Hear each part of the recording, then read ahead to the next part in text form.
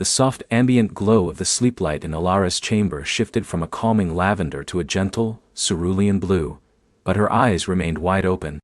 She traced the intricate patterns on her ceiling, a projected map of the Orion Arm, each tiny star, a pinprick of simulated brilliance. Usually the sight of it lulled her into dreams of distant nebulae and crystalline exoplanets. Tonight, however, her mind felt like a fidgeting comet, too restless to settle into orbit. A soft chime echoed from the door. "Still awake, my little star sleeper?" Elara giggled. A tiny, tired sound. "Mama!" The door shimmered open, revealing her mother, Dr. Eris Thorne. Eris was a woman who carried the quiet vastness of space in her eyes, a reflection of the cosmic wonders she dedicated her life to studying. Her dark hair, usually pulled back in a neat bun, now framed her face in soft waves, and she wore her comfortable sleep tunic, embroidered with a subtle constellation pattern.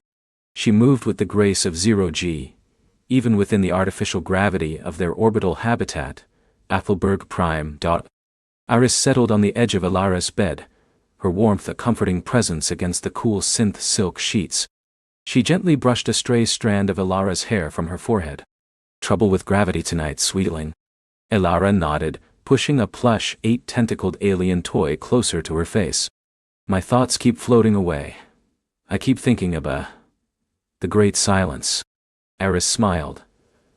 A knowing, tender expression. "Ah, the great silence. It can be quite loud sometimes, can't it? A silence so deep it hums." Their habitat, Athelberg Prime, was a marvel of human ingenuity, a rotating torus of steel and crystal, orbiting a gas giant named Cygnus 5, hundreds of light-years from old Earth. It was a bustling hub of research and exploration, a miniature world teeming with life. Yet beyond its shimmering atmospheric shields lay an emptiness so profound it could feel overwhelming. Elara had always been sensitive to that vast, echoing quiet. "Mama," Elara whispered, "how do you stand it? All that nothingness just waiting for us out there?" Iris took Elara's small hand in hers, her thumb gently stroking the back of it. "It's not nothingness, my love. It only seems silent because we haven't learned to listen properly. Imagine a grand orchestra, playing the most magnificent symphony you could ever conceive. But imagine you're standing outside the concert hall, and all you hear is a faint vibration, a tremor in the ground. You might think the hall is empty, or that no one is playing." Elara's brow furrowed. "But what if there is nothing?" "Oh, but there is." Eris's voice was soft, melodic, like a lullaby woven from starlight. "The universe is never truly silent, Elara. It's full of whispers, of ancient songs, of stories told in light and gravity and particles we can barely perceive. And there is a project, a very special project, that helps us hear those stories. It's called Stardust LL. Elara's eyes, already wide, grew even wider. She'd heard snippets of this name before, hushed conversations among her mother's colleagues, glimpsed it on data slates, always accompanied by a sense of reverence and deep importance. It sounded like something out of a myth. "Stardust L. What is it, Mama? Is it a ship, a star?" Iris chuckled. "Neither, my brilliant little question mark. Stardust L is a way to listen. It's the universe's own translator. You see, for centuries we looked up at the stars and saw only light. Then we learned to hear the radio waves, the microwaves, the X-rays, gamma rays. We saw the universe in colors beyond our rainbow, heard its distant hums. But even that was like catching up." She paused, letting the words hang in the air, allowing Elara's imagination to fill the gaps. "Stardust L, or more formally, the Stardust Luminar Network, is our attempt to capture all of it.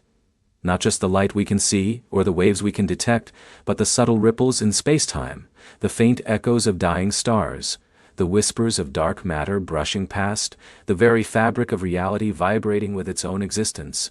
It's a vast interconnected web of quantum sensors, stretching from the inner planets of our system out." Elara hugged her alien toy tighter, utterly captivated. "Quantum sensors. What do they do?" "Think of them as the most sensitive ears and eyes you could ever imagine," Eris explained patiently. "They don't just detect a photon or a gravitational wave. They map its journey, its unique signature. They feel the subtle tug of a black hole's distant influence, the flicker of a neutrino born in a supernova millions of years ago. Each sensor is like a tiny, perfectly tuned instrument, and when you connect billions of them across vast distances, they can begin to piece together the entire cosmic orchestra. But how do we hear it? Elara asked, a hint of awe in her voice. We can't hear gravity, or dark matter. Exactly, Aris said, her eyes gleaming with the passion of her work. That's the truly miraculous part of Stardust L. It doesn't just collect data. It translates it. Imagine a computer so intelligent, so intuitive, that it can take the raw, incomprehensible data of the universe, the fluctuating energy fields, the quantum entanglement signals, the subtle distortions of space-time, and translate them into something we, as humans, can understand and experience. It turns the silent Elara gasped, sitting up straight. Emotion? How? It's not emotion, the universe. Not exactly, Iris clarified, a gentle smile playing on her lips. It's about how the universe makes us feel. Think of a beautiful piece of music. It doesn't have feelings itself, but it can evoke joy, sorrow, wonder in you, can't it? Stardust L uses advanced neurological interfaces and psychoacoustic algorithms to craft an experience that resonates with our deepest human senses. It takes the mathematical elegance of a collapsing star and translates it into a cascade of vibe. So, it's like a dream? Elara asked, her voice barely above a whisper. In a way, yes, Eris agreed. A waking dream. A shared dream. When you connect to the Stardust Luminar network, you don't just see a simulation of a nebula, Elara. You feel the subtle shift in gravitational pressure as its dust clouds condense. You taste the faint metallic tang of newly forming elements. You hear the deep resonant hum of protostars beginning to ignite. It's an immersive, multisensory experience that bypasses... Elara shivered, not from cold, but from a profound sense of wonder that rippled through her. And you work on this, Mama? I do, Iris said, her voice filled with quiet pride. My team specifically works on the psychoacoustic algorithms, finding the perfect translation keys, the right harmonic frequencies to make the universe's data intelligible and beautiful to the human mind. It's a delicate art, balancing scientific accuracy with emotional resonance. Can I hear it? Elara asked, her voice tinged with hopeful longing. Iris hesitated for a moment. The full Stardust L experience is very powerful, Elara, designed for trained minds. It can be overwhelming, especially for someone so young. But there are curated, gentler versions. For instance, the Stardust Lullabies program. She reached for a small, smooth, obsidian-like stone that rested on Elara's bedside table, a comfort stone she'd given her years ago.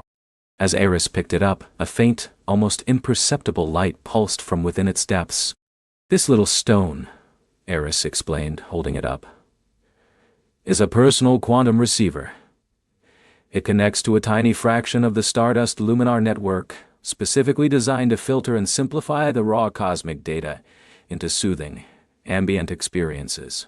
When you hold it, it doesn't just play sounds. It bathes you in the gentle, modulated whispers of the universe.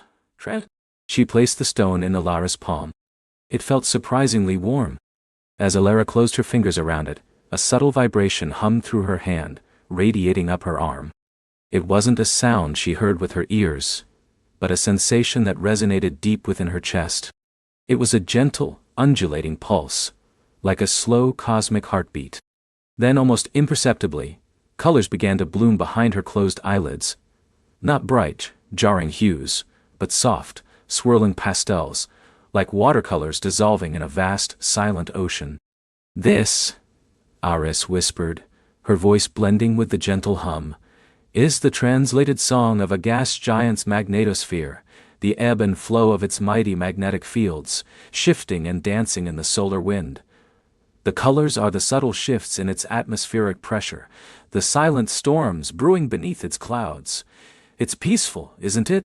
Elara nodded slowly, her head resting against her pillow. The restlessness that had plagued her earlier was receding, replaced by a profound sense of peace. She felt connected, not just to the warm stone in her hand, but to something vast and ancient and beautiful. The nothingness she had feared was now revealed as a symphony, quiet and majestic. Every star, every planet, every distant galaxy has its own unique song, Aris continued, her voice now a low, soothing murmur. And Stardust L allows us to hear them all, in their own cosmic language. It reminds us that we are not alone in this vast expanse. We are part of it. The stardust that made the stars made us too.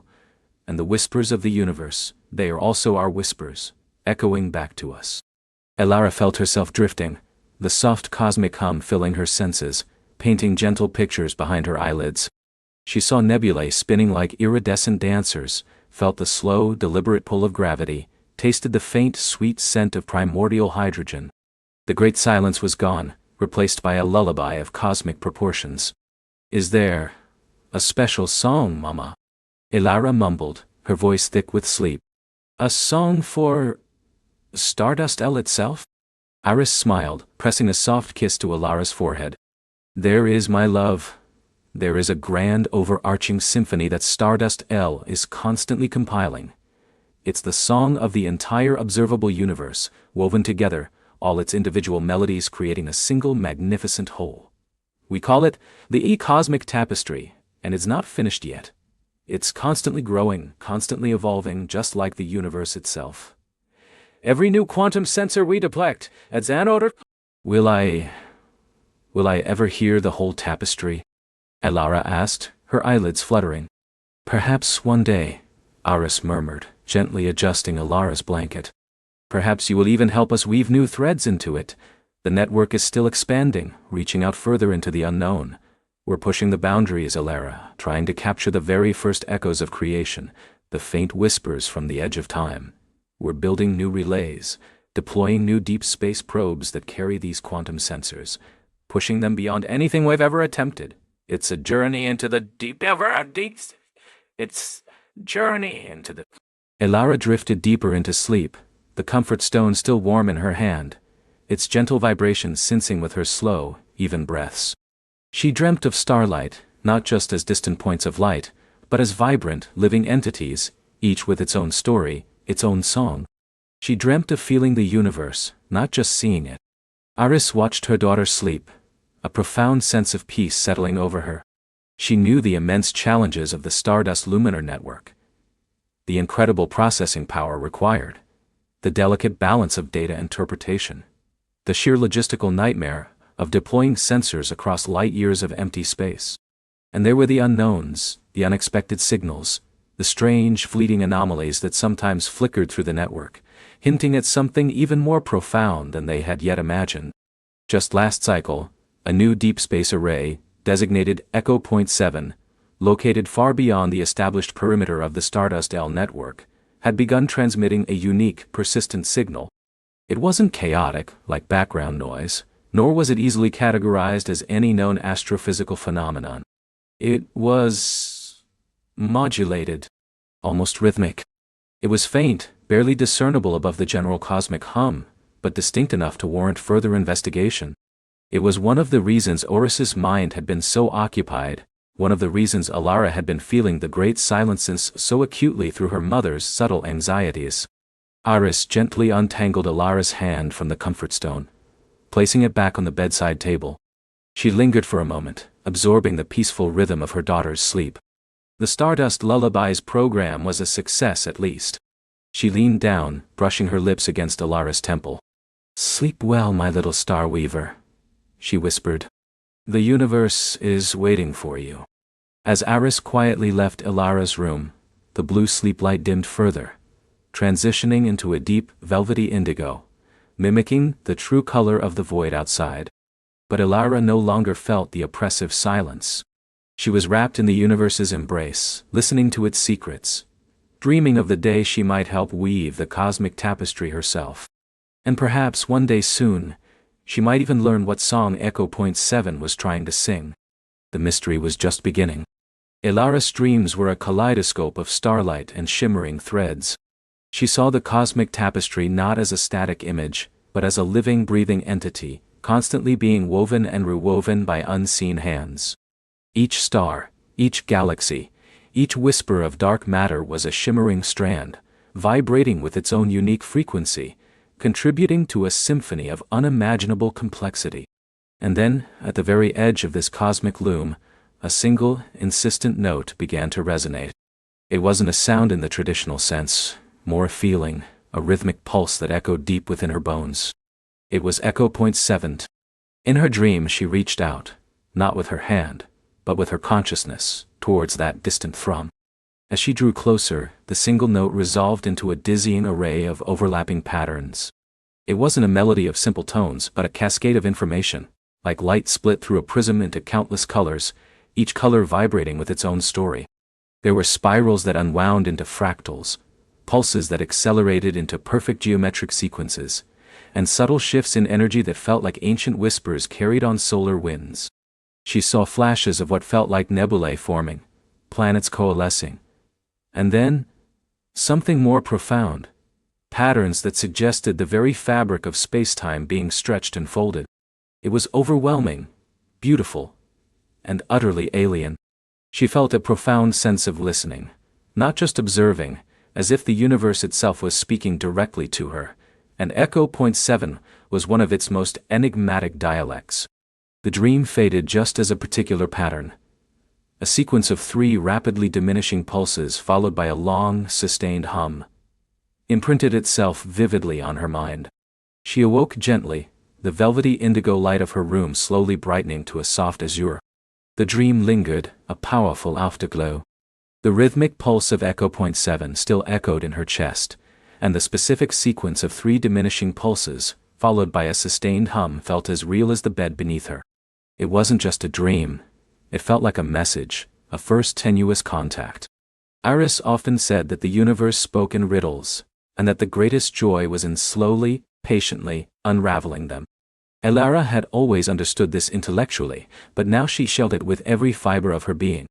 She swung her legs out of bed, the plush carpet cool beneath her feet.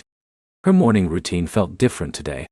The automated nutrient dispenser offered her a familiar protein shake, but her mind was already elsewhere, replaying the dream, trying to hold on to the elusive patterns. At the breakfast nook, a holographic display flickered to life, showing the station's energy consumption, a gentle reminder of the intricate dance of technology that sustained their lives in the void. But Elara barely noticed. She was lost in thought, tracing the outline of the dream pattern on the condensation that had formed on her shake glass. When Iris joined her, his calm presence a comforting anchor, he seemed to sense her preoccupation. "You were deep in the stars this morning, Elara," he observed, his voice soft. He took a sip of his own synth coffee, the rich aroma momentarily cutting through her reverie. Elara looked up, her eyes bright with a newfound intensity. "I think I heard it, Iris. Echo Point 7. In my dream." She recounted the experience, describing the kaleidoscope of patterns, the sense of information, and especially the sequence of the 3 diminishing pulses followed by the long hum. Iris listened patiently, a thoughtful expression on his face. "Dreams are powerful things, Elara. Sometimes, they help our subconscious process the vastness we encounter awake. They can be a mirror or a window." He paused, stirring his coffee with an invisible finger. "Echo Point 7 is a challenge. It's not a radio signal, not a gravity wave, not even a traditional tachyon burst. It's a fundamental resonance, a ripple in the very fabric of existence, detected by our deepest quantum sensors." "But what does it mean?" Elara pressed, leaning forward. "What is it trying to say?" Iris smiled gently. "That, my dear, is the question that has baffled the greatest minds for centuries. We've catalogued its fluctuations, its periodicities, its subtle shifts. We know it's incredibly ancient, predating most known stellar formations. Some believe it's a natural phenomenon, a cosmic hum from the early universe. Others believe it's a form of communication. Communication from whom? That's the even bigger question," Iris replied, his gaze distant, as if looking beyond the station walls into the true void. No known civilization has ever left a trace like it. Its complexity, its lack of discernible repetition that aligns with any known mathematical language, makes it unique. It's like finding a single impossibly intricate thread woven into the very edge of the cosmic tapestry. A thread that seems to be humming with its own song, but we can't tell if it's part of the design or an accidental fringe. But if it is communication, Elara mused, then it must be speaking a language we don't understand yet. A language of patterns, not words. Precisely, Aris said, nodding. And that's where the weavers come in. Not those who merely observe the tapestry, but those who seek to understand its fundamental patterns, its underlying grammar. To truly weave means to understand the threads, their connections, their purpose. And perhaps one day, to add a thread of your own, to contribute to the universe's ongoing story. How do I learn to listen better, Aris? How do I find that language? Elara asked, her determination clear. Aris took another sip of coffee. The station's archives hold millennia of data on Echo Point 7. Every recorded fluctuation, every theoretical model, every failed attempt at decipherment. It's a vast ocean. But perhaps your dream is a compass. Start there. Look for patterns that resonate with what you felt. He activated a small holographic interface above the table, showing a complex network of data nodes. Access the Deep Resonances archives, specifically the anomalous pulsar studies and pre-cosmic background radiation signatures sections. They contain the raw data Echo Point 7 emerges from. Elara spent the rest of the morning immersed in the station's central data core, a vast chamber where shimmering data streams flowed like rivers of light through transparent conduits. The air hummed with barely contained energy, and holographic projections of stellar cartography and quantum physics equations danced around her. She navigated the archives with a growing sense of purpose, her fingers flying over the haptic interface. She started with the raw data feeds from the Deep Space Quantum Array that monitored Echo Point 7. The sheer volume was staggering. Pages upon pages of graphs, spectrograms, and numerical sequences that, to an untrained eye, looked like random noise. But Aris's words, and the memory of her dream, guided her. She filtered the data, isolating the specific frequency range associated with Echo Point 7. What emerged was a chaotic symphony of subtle energy fluctuations.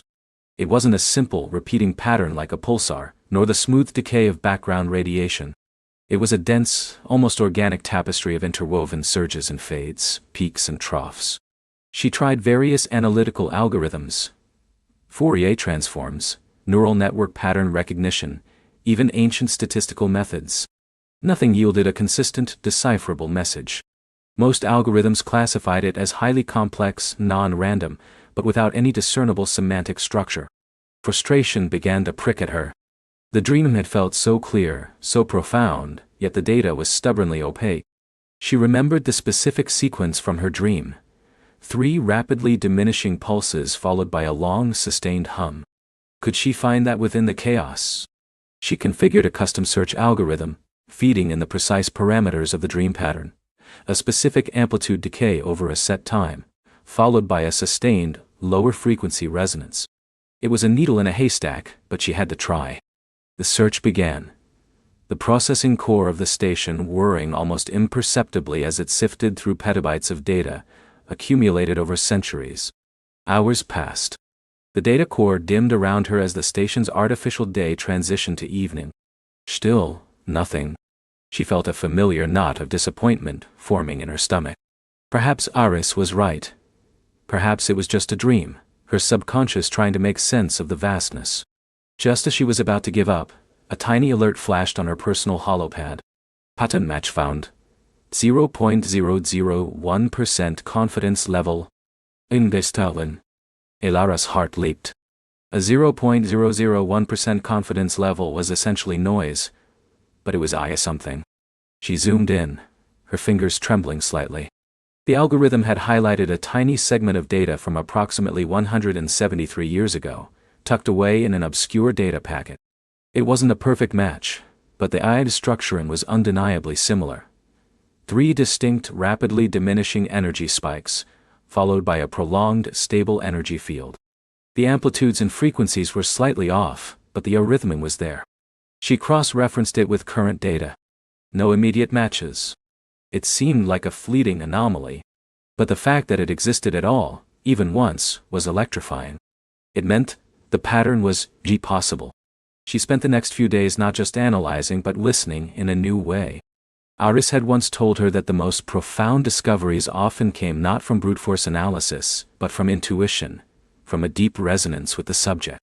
She began to treat the data not just as numbers but as a score, a complex piece of music.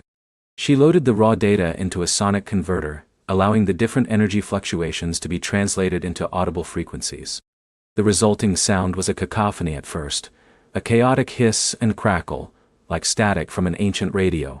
But she persisted, tuning the parameters, isolating specific frequency bands, trying to make sense of the noise. She experimented with different sonic filters, trying to clean the signal, to separate the cosmic background chatter from the distinct voice of Echo Point 7. Slowly, painstakingly, a faint melody began to emerge from the noise. It wasn't melodic in a human sense, but there were distinct motifs, repeating phrases of energy fluctuations that, when translated into sound, created complex, evolving harmonies. She recognized the rhythm of her dream, the 3 diminishing pulses, followed by a sustained hum. Not as an exact match, but as a recurring wide theme within the larger composition. It was like a leitmotif in a grand symphony, appearing in various transformations. Her breakthrough came not from a new algorithm, but from an old one. A fractal pattern recognition system designed centuries ago to analyze the self-similar structures of galaxies. She applied it to Echo Point 7's data, not looking for a linear message, but for recursive, self-referential patterns. What it revealed astonished her. The song of Echo Point 7 was not a single continuous stream. It was composed of nested patterns like a Russian doll. A large, overarching pattern contained smaller, intricate patterns, which in turn contained even smaller, more detailed ones. And within these nested structures, the 3-pulse and hum motif appeared again and again, sometimes fast, sometimes slow, sometimes inverted, sometimes subtly altered, but always recognizable. "It's like a cosmic fingerprint," she whispered to herself, staring at the shimmering fractal display. A signature that repeats itself across different scales. She brought her findings to Iris, her excitement barely contained. "It's not a language of words, Iris," she explained, gesturing at the complex, beautiful fractal patterns dancing in the air between them. "It's a language of structure, of self-similarity. The 3-pulse and hum isn't a single message. It's a fundamental building block, a core motif that defines the entire pattern." Iris studied the display, his brow furrowed in concentration. "Fascinating," he murmured. "A recursive signature. We've seen fractal patterns in the distribution of matter, in the branching of nebulae, but never as the fundamental expression of an unknown signal. This changes everything, Elara." He walked around the projection, examining it from different angles. If this motif is truly a building block, then understanding its variations might unlock the entire structure. It's like finding a single atom and realizing it's the key to the entire molecule. "But what does the molecule, Ego?" Elara asked, her voice hushed. "What is the purpose of this incredibly complex, recursive song?" Iris leaned back, a thoughtful expression on his face. "That, Elara, brings us closer to the heart of the cosmic tapestry. The tapestry isn't just a collection of threads, it's the interaction between them. The laws of physics, the flow of energy, the emergence of life, these are all patterns woven into its fabric. If Echo Point 7 is a fundamental pattern, a recursive signature, then it might be describing a fundamental process, or even a fundamental an entity." Elara felt a shiver run down her spine. The idea was both terrifying and exhilarating. Perhaps it's a description of space-time itself, a living blueprint, Iris suggested. "The beauty of a fractal is that it contains infinite complexity within a finite rule set. If Echo Point 7 is a fractal, then every variation of that 3-pulse and hum motif could be describing a different aspect of that blueprint, a different facet of the universe's design." Elara spent the next weeks diving deeper into the fractal nature of Echo Point 7. She developed new visualization tools that allowed her to unfold the nested patterns, revealing layers of astonishing complexity. She found that the motif wasn't static, it evolved. The variations weren't random, They followed a subtle, almost imperceptible logic. Sometimes the pulses would diminish not in amplitude, but in frequency. Sometimes the hum would shift its harmonic overtone. Each variation, she now realized, wasn't just a slight change. It was a new iteration of the core idea, adding a new layer of meaning. One evening, as she was charting a particularly intricate sequence of variations, she noticed something peculiar. The fractal patterns, when viewed at their deepest, most granular level, didn't just repeat. They seemed to correspond. She ran a correlation analysis, comparing specific variations of the echo point 7 motif with known gravitational fluctuations in their sector, with distant supernovas, with even the subtle shifts in the cosmic microwave background radiation. For centuries, scientists had looked for cause and effect, for a reaction from echo point 7 to external events. They had found nothing. But Elara wasn't looking for a direct reaction. She was looking for a resonance. What she found was mind-bending. The deepest, most subtle variations in echo point 7's fractal structure didn't react to external events in a cause-and-effect manner. Instead, they seemed to be harmonizing with them. Like a perfectly tuned instrument responding to a symphony, not by playing the same notes, but by subtly adjusting its own resonance to maintain a deeper, underlying harmony. For instance, a distant gamma-ray burst, far beyond their galaxy, would be accompanied by a specific, almost imperceptible shift in the echo point 7's hum component, a shift that wasn't a direct response to the burst's energy, but rather a subtle adjustment to maintain the overall fractal balance. It was as if echo point 7 was not just a signal, but a living cosmic equalizer, maintaining the equilibrium of the universe's song. "It's not singing Aitoya Saris," Elara breathed, showing him her latest findings, her voice filled with awe. "It's singing she with thee, the universe. It's an active participant in the cosmic tapestry, not just a thread, but a weaver itself, constantly adjusting, balancing, harmonizing the fundamental energies of existence." Aris stared at the data, his eyes wide. A cosmic stabilizer? A fundamental harmonic balancer? He shook his head slowly, a deep wonder in his gaze. "If this is true, Elara, if echo point 7 is actively maintaining the universe's equilibrium, then its song isn't just information. It's a constant act of creation and preservation. It's not a message from something, but perhaps a message of something, the universe's own self-regulation, made manifest." The implications were staggering. If echo point 7 was a fundamental force of cosmic harmony, then understanding its song wasn't just about deciphering a communication. It was about understanding the very mechanisms that held the universe together. It was about learning the deep grammar of creation itself. But then, a new question arose. A whisper of unease in Elara's mind. If echo point 7 was always harmonizing, always balancing, why had humanity never noticed this active adjustment before? And if it was so fundamental, so constant, why did it still feel so enigmatic, so resistant to full comprehension? As she delved deeper into the data, she noticed that the harmonizing adjustments weren't always instantaneous. There was a subtle, almost imperceptible lag. And sometimes, very rarely, a specific sequence of the 3-pulse and hum motif would appear that seemed to deviate from the expected harmonization, a subtle discord, a momentary imperfection in the cosmic symphony. These discords were incredibly rare, almost statistical noise, but they were there. And they seemed to cluster around specific cosmic events, not just distant supernovas, but something far more profound. She cross-referenced these discordant moments with the deepest records of universal history, those reaching back to the very early epochs, to the formation of the first stars, the first galaxies. What she found was a pattern that sent a chill down her spine. The most significant discords in echo point 7's song seemed to align, however vaguely, with moments of immense cosmic upheaval, not just creation, but moments where fundamental universal constants might have subtly shifted, where the very rules of physics might have been tested or redefined. It was as if echo point 7, the great cosmic harmonizer, was not always perfectly in tune. Or perhaps its occasional discords were themselves a form of communication, a warning, or a record of a struggle to maintain equilibrium. The mystery deepened. Echo point 7 was not just a song.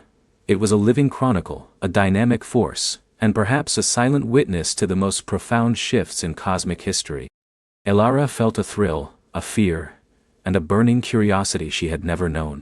The universe was speaking, not just in patterns, but in echoes of its own tumultuous past, and she was just beginning to learn its ancient language. The cosmic tapestry was far more intricate, far more alive, than she had ever imagined, and its threads held secrets that stretched back to the dawn of time itself. What if those subtle discords weren't just anomalies, but deliberate, coded messages about the greatest challenges the universe had ever faced? The universe was speaking, not just in patterns but in echoes of its own tumultuous past, and she was just beginning to learn its ancient language. The cosmic tapestry was far more intricate, far more alive than she had ever imagined, and its threads held secrets that stretched back to the dawn of time itself. What if those subtle discords weren't just anomalies, but deliberate, coded messages about the greatest challenges the universe had ever faced? The thought sent a shiver, not of fear, but of profound excitement, through Elara. Her fingers, still hovering over the translucent controls of the cosmic weave analyzer, trembled slightly. This wasn't just data anymore. It was a conversation. A cosmic whisper, millennia in the making, waiting for someone, anyone, to truly listen. The weight of that potential discovery settled upon her young shoulders, a responsibility both daunting and exhilarating. How could she possibly decipher such a monumental message? "Echo," she murmured, her voice barely a whisper in the silent, star-dusted cockpit of the Stardust Wanderer. The ship's AI, a calm, omnipresent consciousness that had navigated countless nebulae with her, responded immediately. A soft, warm light pulsed gently from the console, an acknowledgement. "The discords, are they deliberate?" Echo's reply came as a series of intricate probability calculations, displayed as shimmering light patterns across the TOS interface, overlaid with a soothing synthetic voice. The statistical improbability of their observed distribution suggests a non-random genesis, Elara. While we lack direct proof of deliberate intent as understood by organic consciousness, the data strongly supports an emergent informational structure. An informational structure about the universe's challenges, Elara finished, leaning closer, her eyes tracing the subtle shifts in the swirling energy patterns. Like a cosmic autobiography, detailing its struggles, its triumphs. "A compelling hypothesis," Echo confirmed. The QOA was designed to identify anomalies, not to interpret their narrative significance. However, given your insights, Elara, we possess auxiliary systems that might be adapted. Auxiliary systems? Elara's brow furrowed in curiosity. "Which ones?" "The resonance loom," Echo replied, and a new section of the console shimmered into existence. It was a complex array of crystalline resonators and holographic projectors, normally used for ultra-deep space gravitational wave detection and subetheric communication. Its primary function is to detect and amplify faint vibrational signatures across vast cosmic distances. With a recalibration of its interpretive algorithms, its AI might be capable of translating these discords from mere energetic fluctuations into something more comprehensible. Elara's heart pounded. The resonance loom. She'd seen it many times, a shimmering, quiescent marvel of engineering, but had always thought of it as a passive listening device. The idea that it could be more, that it could be her key to unlocking the universe's ancient tongue, was electrifying. "Can you do it, Echo? Can you recalibrate it?" "The process will require significant computational resources and a novel approach to pattern recognition," Echo stated, a faint hum now permeating the cockpit as internal systems whirred into higher gear. "However, the potential for discovery warrants the attempt. We will need to focus the loom sensors on a particularly prominent discord signature to begin the calibration." Elara scanned the cosmic tapestry, looking for the most pronounced knot of discord. Her finger hovered over a region of space, far beyond any known star charts, where the luminous threads of creation seemed to fray and twist into a cacophony of shimmering, dissonant light. "There," she whispered, pointing. "That one. It feels old, like a deep scar." Echo acknowledged her selection, and the Stardust Wanderer subtly reoriented itself, its massive energy-gathering sails slowly turning to face the designated cosmic anomaly. The resonance loom, dormant for so long, began to glow with an ethereal internal light, its crystalline structures humming with nascent energy. The process of calibration was not swift. Hours stretched into a timeless vigil as Elara watched, mesmerized, as Echo worked. The Seaway continued to display the raw data of the cosmic tapestry, but now the resonance loom began to overlay it with something new.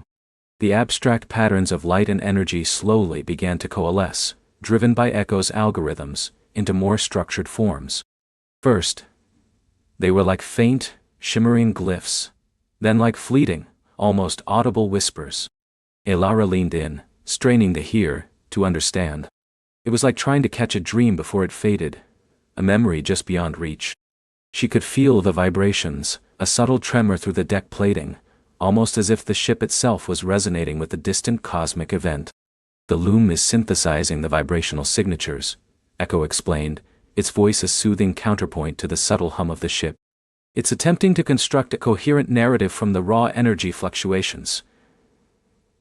Think of it as translating a cosmic symphony, where each discord is a fractured note, and we are trying to reconstruct the original composition and its meaning. Finally, after what felt like an eternity, the resonance loom emitted a soft, triumphant chime.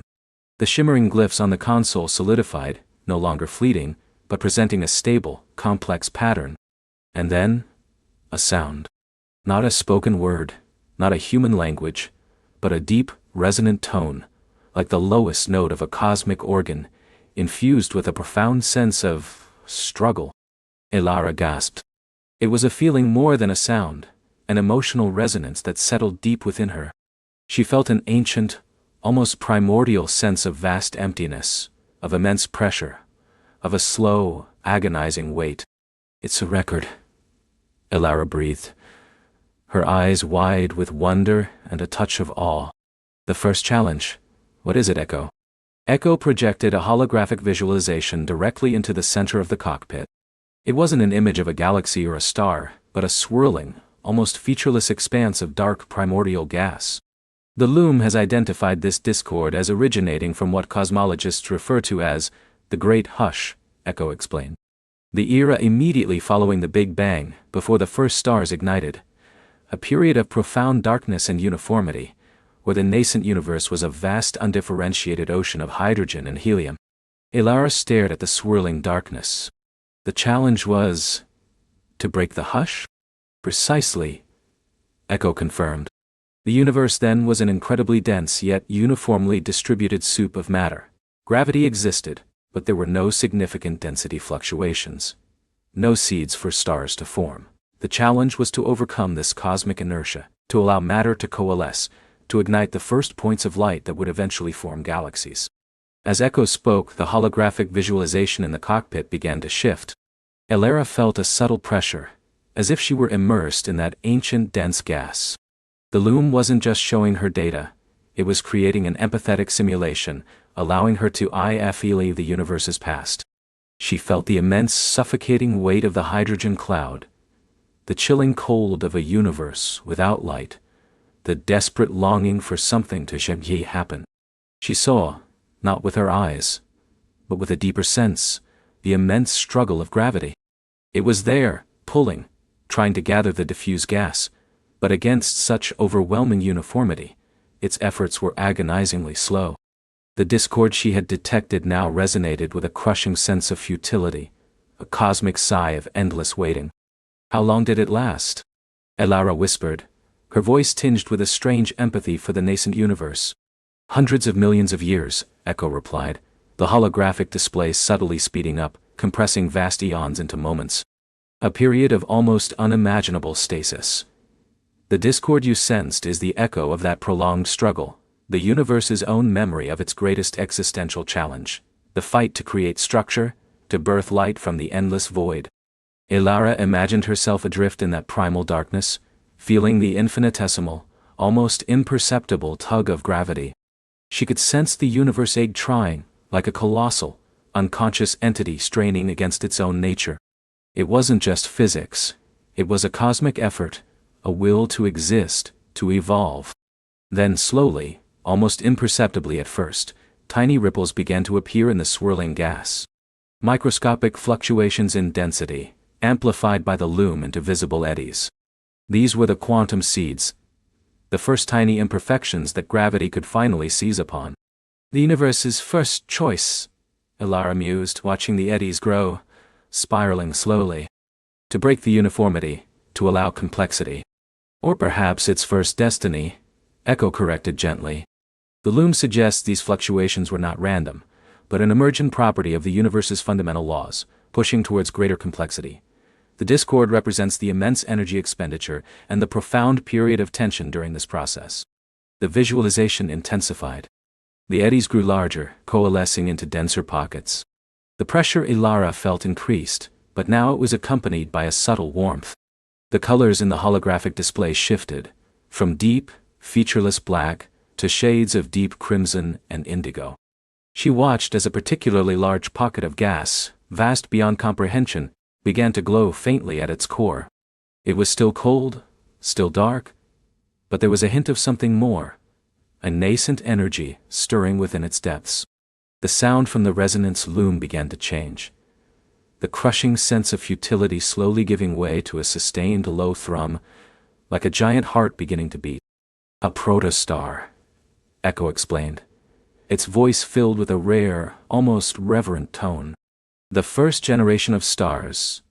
Massive, short-lived, but absolutely crucial. Elara felt her own heart thrumming in sync with the cosmic pulse. She could almost taste the hydrogen, feel the immense gravitational squeeze. The struggle of the great hush was reaching its climax. The universe was holding its breath. Then, with an almost silent yet intensely felt, "ooh," the core ignited. A blinding burst of pure unadulterated light erupted from the center of the holographic projection. Not just light, but heat, energy, life-giving radiation. The darkness shattered. The heavy, oppressive silence of the hush was replaced by a magnificent, roaring torrent of sound from the resonance loom. A triumphant, sustained chord that vibrated through every molecule of the Stardust wanderer, and through Elara's very soul. It was the universe's first song, its first declaration of existence, its first overcoming of a monumental challenge. The discord had resolved, not into silence, but into a breathtaking, powerful harmony. Tears welled in Elara's eyes. She wasn't just observing history. She was experiencing it. She felt the immense relief, the profound joy, the sheer idea power of that moment. The birth of the first star wasn't just a scientific event. It was a cosmic victory, a testament to the universe's inherent drive towards creation. It wasn't just matter condensing, Elara whispered, wiping a tear from her cheek. It was the universe willing itself to light. It was a struggle of pure existence. The loom suggests a profound cosmic intentionality, Echo confirmed, its voice softening slightly. Not consciousness as we understand it, but an inherent directive embedded within the fabric of reality itself. The discords are not merely data points. They are echoes of cosmic struggles and the universe's solutions. The holographic display stabilized, showing a vast, newly illuminated expanse, dotted with the magnificent blazing points of the first stars. The great hush was over. The universe had found its voice, and its light. The cosmic tapestry, once seemingly static in its patterns, now pulsed with the memory of this incredible genesis. As the triumphant chord from the resonance loom began to fade into a lingering, beautiful resonance, Elara felt a profound shift within herself. She was no longer just an explorer, a student of the stars. She was a listener, a confidante to the universe's deepest secrets. She understood now that the universe was not just a collection of physical laws, but a living, breathing, striving entity, with its own history of challenges and triumphs. But even as the first great discord resolved into harmony, a new tremor began to ripple through the resonance loom. It was subtle at first, a faint, almost imperceptible dissonance emerging from the newly illuminated tapestry. This new discord was different from the last. It wasn't the slow crushing weight of uniformity, but something more complex, more intricate. It felt like a struggle not just of existence but of organization. The holographic display flickered, showing the newly formed stars, but now, faint threads of gravity began to pull them together, not always smoothly. Some stars crashed, others spun wildly, creating new, chaotic patterns. This wasn't the silence of the hush. It was the roar of nascent chaos, the universe learning to manage its newfound light and energy. Another challenge, Elara murmured, her eyes fixed on the new discord, her curiosity burning brighter than ever. The universe is speaking again, isn't it, Echo? Indeed, Elara, Echo replied. The resonance loom now focusing its intricate sensors on the new anomaly. The tapestry weaves on, and with each new thread, a new story of cosmic endeavor unfolds. We are just beginning to understand its ancient language and its ongoing epic. Elara leaned back, a deep breath filling her lungs. The universe was vast, its history immense, and she was but a tiny speck. Yet, in this moment, listening to its primordial whispers, she felt profoundly connected, an integral part of its unfolding story. Her journey had only just begun, and the next chapter of the universe's autobiography was waiting to be heard. She reached out, her fingers hovering once more over the luminous controls, ready to delve deeper into the cosmic symphony, ready to embrace the next great challenge the universe had faced.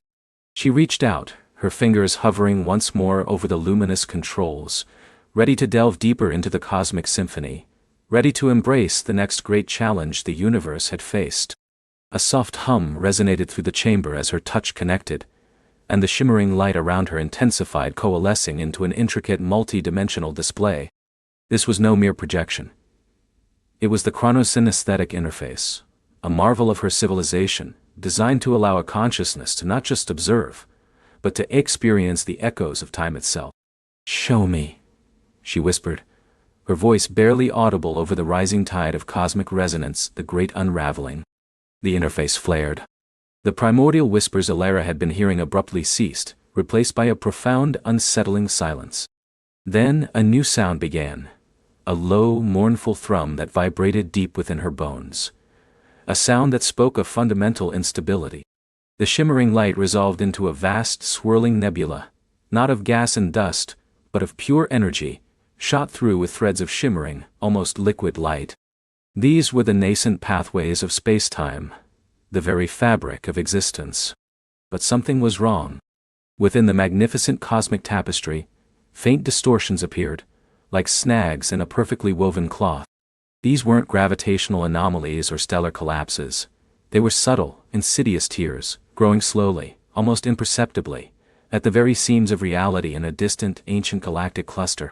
This was the great unraveling, a cosmic entropy that threatened to unravel entire sectors of the universe, not in a fiery cataclysm, but in a slow, silent dissolution. Elara felt a wave of profound sorrow, an empathic echo from the past. She wasn't just seeing the phenomenon, she was witnessing the fear and despair of the beings who had lived through it. These were the Ethel, an ancient, highly evolved civilization whose homeworld lay at the very heart of the affected cluster. Their existence, once a vibrant tapestry of interconnected consciousness and technological marvels, was now shadowed by the creeping existential threat. Through the chronosynesthetic interface, Elara experienced fragments of their lives, their sprawling crystal cities humming with clean energy, their minds connected in a vast harmonious network, their profound understanding of the universe's delicate balance. She saw their scientists, their philosophers, their artists, all united in a desperate collective effort to comprehend and combat the unraveling. They had tried everything: colossal energy fields, temporal distortions, even attempting to physically mend the fraying edges of reality with their most advanced materials. Nothing worked. The tears continued to spread, slowly but inevitably, threatening to consume their home, their memories, their very existence. The despair was palpable, a heavy cloak that settled over Elara's own consciousness. She felt their hopelessness, their grief for a universe they knew was dying around them. Yet, amidst the despair, a flicker of something else emerged, a stubborn, unyielding hope. She witnessed their turning point. It wasn't a technological breakthrough, but a philosophical one. A single Ethel, a venerable elder named Lyra, proposed a radical new approach. "We cannot fight the universe with force," Lyra's thoughts echoed in Elara's mind, clear as if spoken aloud, "for we are part of it. We must become the universe, we must weave." The great weaving began. It was an undertaking of unimaginable scale and profound sacrifice. The Ethel, one by one, began to shed their physical forms. They didn't die. They transcended. Their collective consciousness, once bound by individual bodies and planetary networks, began to expand, to merge, to become a single, vast, empathic entity. They poured their accumulated knowledge, their love, their very essence, into understanding the fundamental resonance of the universe itself. Elara watched, breathless. The chronosynthetic interface shifted, allowing her to feel the immense, growing consciousness of the Athel. It was a symphony of thoughts, emotions, and intentions, all focused on a single, impossible task: to reweave the fabric of spacetime. They weren't using machines, they were using pure collective will, guided by an understanding of cosmic mechanics so profound it bordered on the divine. She saw them extend their consciousness like invisible threads, reaching into the very quantum foam, sensing the vibrations of the unraveling. It was a dance of exquisite precision and unimaginable effort. Each tear, each frayed edge, required a specific frequency, a precise intentionality to mend. The Ethel were becoming living cosmic architects, their minds the tools, their collective consciousness the raw material.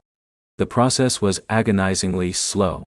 Elara felt their strain, the immense energy required, the constant threat of their collective consciousness fragmenting under the pressure. She saw individuals within the collective struggle, their personal memories and identities almost dissolving into the vastness, only to be reinforced and supported by the empathic strength of the whole. It was a beautiful, terrifying act of self-annihilation and rebirth. Days, weeks, months, years, perhaps even centuries passed in the compressed experience of the interface. Elara felt time warp around her, her own sense of self blurring at the edges as she immersed herself in the Athel's epic struggle. She witnessed their triumphs, a small tear closing, a frayed edge knitting itself back together. And she felt their losses, the subtle dimming of their collective light when a particularly stubborn tear resisted, threatening to consume more of their merged being. Finally, after an eternity that felt like a single breath, the great weaving reached its crescendo. The Ethel had gathered all their remaining essence, focusing it into a final, monumental act of cosmic repair. Elara felt a surge of pure, unadulterated love and determination. It wasn't a frantic, desperate act, but a calm, knowing surrender. They understood that to save the universe, they had to fully become it. A wave of shimmering golden light emanated from the core of their cluster, not a destructive burst, but a gentle resonant hum that spread outwards, touching every frayed edge, every tear in spacetime. Elara felt the universe itself sigh in relief. The unraveling ceased. The tears began to mend, not slowly, but with a serene, graceful inevitability. The cosmic tapestry was whole again, stronger, more vibrant than before, infused with the essence of the Athel. But where were they? Elara searched, her consciousness reaching out. There were no more individual Ethel. Their crystal cities were empty, their networks silent. Yet, she felt their presence everywhere. They hadn't vanished. They had merged. They had become the very threads of the universe they had saved, the underlying harmony, the gentle hum that connected all things. They were the subtle guiding hand, the quiet wisdom woven into the cosmic fabric, forever maintaining its integrity. The chronosynthetic interface began to gently recede, pulling Elara back from the immersive experience. The golden light faded, replaced by the familiar soft glow of her control panel. The profound, resonant hum of the great weaving slowly transformed back into the gentle, primordial whispers of the universe's past. Elara gasped, drawing a deep, shuddering breath. Tears streamed down her face. Tears of awe, of sorrow, of profound understanding. Her own body felt heavy, yet her spirit felt lighter, expanded, as if it had stretched to encompass galaxies. She had witnessed not just a historical event, but an ultimate act of selflessness, a testament to the power of collective consciousness and unconditional love. She looked at her hands, no longer just her hands, but a part of the grand tapestry. She thought of humanity, of its struggles, its divisions, its endless quest for knowledge and power. She thought of the small, precious blue marble they called home, floating in the vastness. Could they ever achieve such unity? Could they ever rise to such a challenge, not with brute force, but with profound empathy and collective will? The Athel's story wasn't just a record of a cosmic challenge faced and overcome.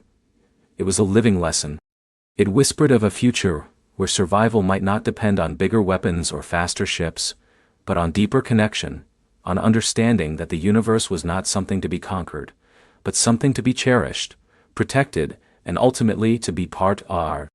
Elara leaned back in her chair, the weight of eons settling gently upon her. The whispers of the universe now held a new meaning. They weren't just echoes of creation, they were the gentle murmur of the Athel, forever watching, forever weaving, forever reminding. Her journey into the cosmic symphony had not just shown her the past, it had illuminated a path for the future. She felt a quiet resolve settle deep within her heart. Her own civilization faced its challenges, not cosmic unraveling, but perhaps the unraveling of empathy, of shared purpose. The Athel had shown her that the greatest strength lay not in individual power, but in collective consciousness, in the willingness to transcend self for the greater good of existence. The luminous controls of the chronosynesthetic interface still pulsed softly, inviting her to delve deeper, to explore other chapters of the universe's autobiography. But for now, Elara felt complete. The immense tapestry of time had revealed a truth so profound, so beautiful, that it resonated with every fiber of her being. She knew her journey had only just begun. The universe was vast, its history immense, and she was but a tiny speck. Yet, in this moment, listening to its primordial whispers, now infused with the silent song of the Athel, she felt profoundly connected, an integral part of its unfolding story. She carried within her the echo of their sacrifice, the hope of their wisdom. With a soft sigh, Elara closed her eyes, the gentle hum of the control panel a lullaby against the cosmic silence outside. The lessons of the universe were not just for the past, they were for now and for all tomorrows. And as she drifted, her dreams were not of distant stars, but of interwoven threads of light, mending, connecting, creating a universe held together by love, by understanding, by the quiet, eternal hum of everything. She was ready to sleep, knowing she carried a piece of the universe's greatest story within her, ready to dream of weaving a better future for her own corner of the cosmos.